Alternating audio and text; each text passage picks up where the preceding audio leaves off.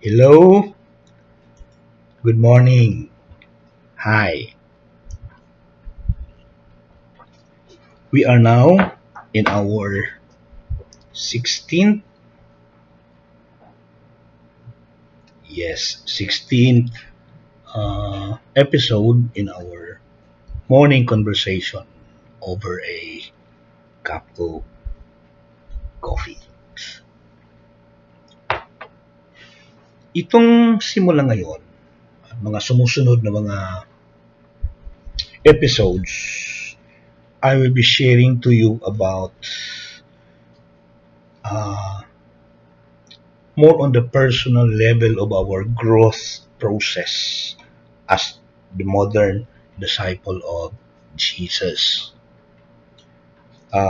Tapos natin sa mga sacraments, teachings of the church, governance of our church. This time, I will be sharing with you more on the personal level, yung sinasabi nating our level of maturity as church people, as members of our church. So, may mga proseso ito and then may mga bagay na i-emphasize ko although may mga bagay na in passing.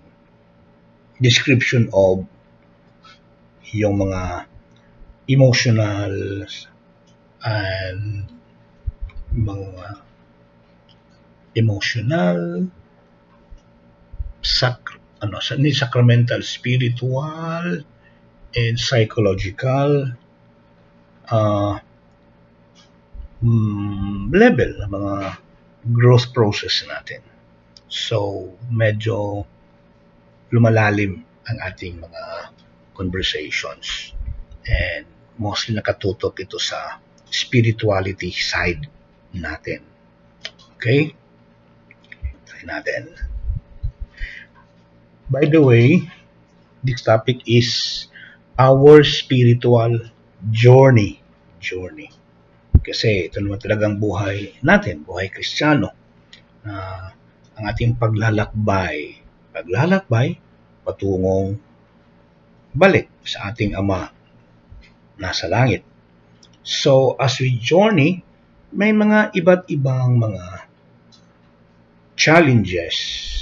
At sa mga challenges, ups and downs, titinan natin kung nagamit ba natin yung mga bagay-bagay na pinagdaanan natin sinishare, like prayer, yung worship natin, nakakatulong ba ito sa ating growth process as a disciple of Jesus. Okay? So, another theme din itong spiritual maturity. Although it involves spirituality, but this first topic is more on the journey, yung paglalakbay natin. Yung next topic nito, I think we deal more on our maturity, or spiritual maturity. So ito, paglalakbay. Isa, more on the personal, the inner side of people who are in the journey in their life. So as human beings, persons, we are composed of body or matter and soul or spirit. During the end of our existence, the body will be corrupted and will remain station 6 feet underground, while the spirit continues to journey back to the Father. Okay? So as human beings, we share this world, this planet, with more than 6 billion people. We gathered in big cities where we live, we learn and we work, we play and we grow. But actually, the basic question is who we are and why we are here. In one of my talks before, sa mga formation o training formation na ginawa ko sa CE, I always mention this anywhere. in my, kahit sino pang mga audience ko, lagi kong sinishare ito. There are only three, saan ba ang three? Three basic questions in life. Who you are, what you are, wherever you go. There are only three basic questions in life. One, who am I? Who am I? Alam natin yan, di ba? Kasi lagi tayong umaten sa mga ganyang seminar.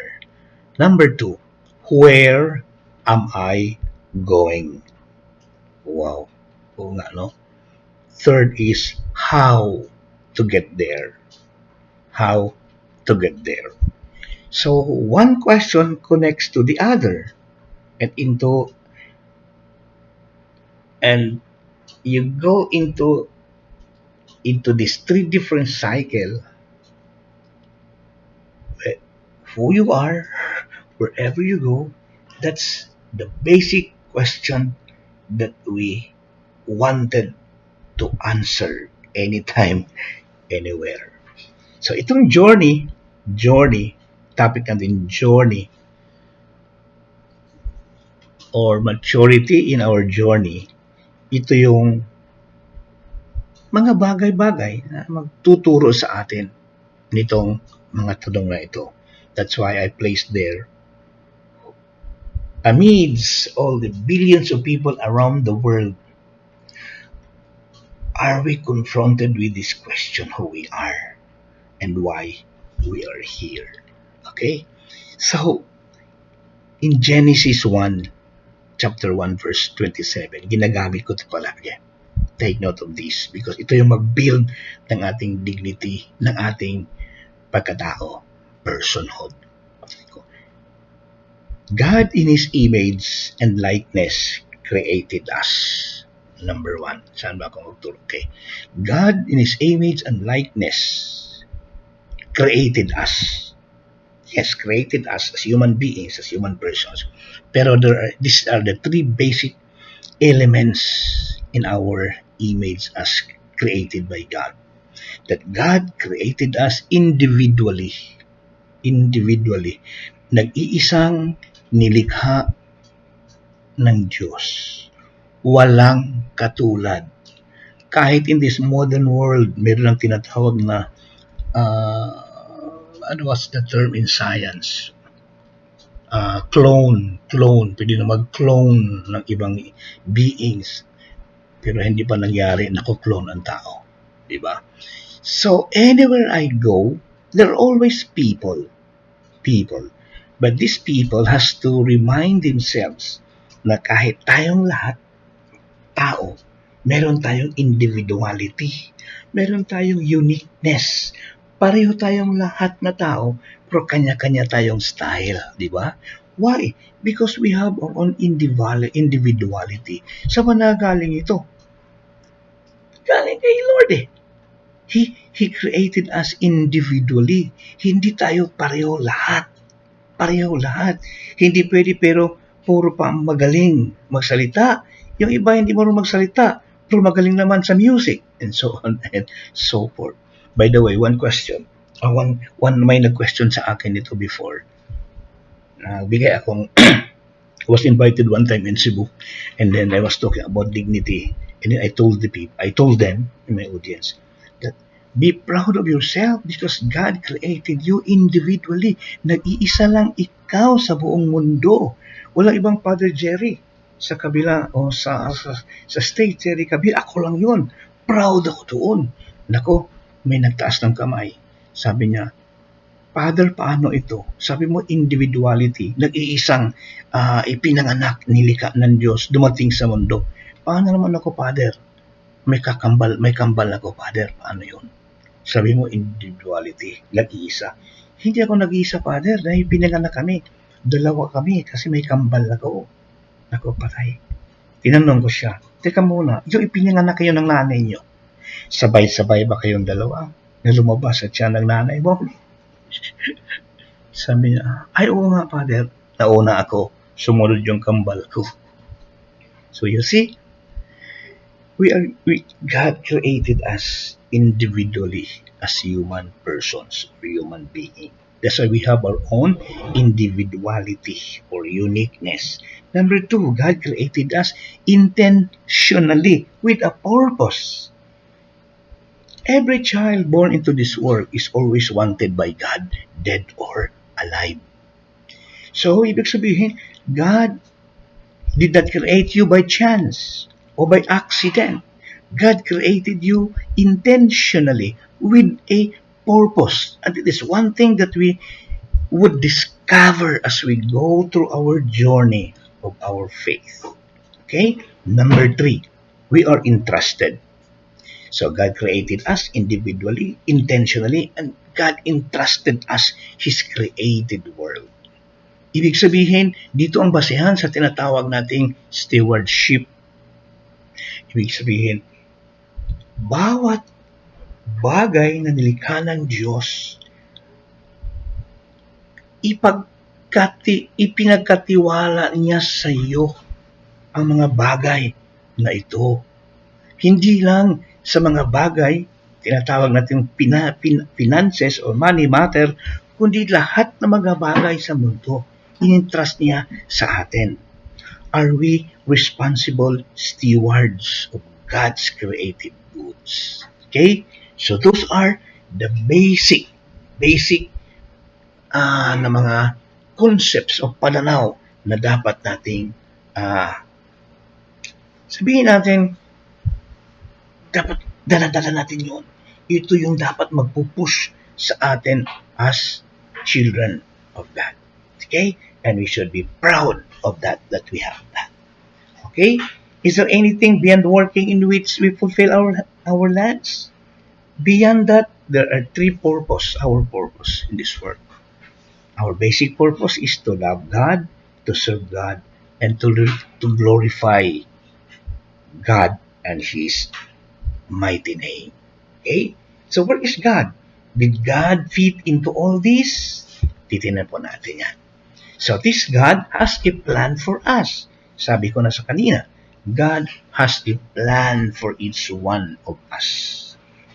Isa yan sa mga dahilan bakit tayo lahat nilikha ng Diyos.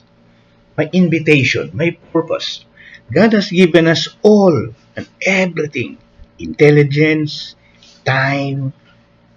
We still have the capacity to ask those questions, yung mga bagay na kulang o wala sa atin. Isa yan sa mga reasons today. People seldom thank God because most of the time, they only think of the things that they already have. Forgetting that there are things na kailangan nating pasasalamatan si God.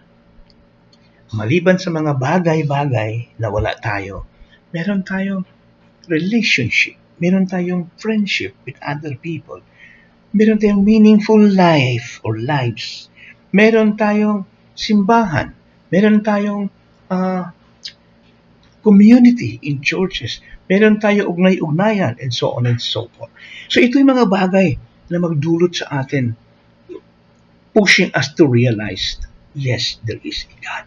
And God should be thanked for all these things that we have in life.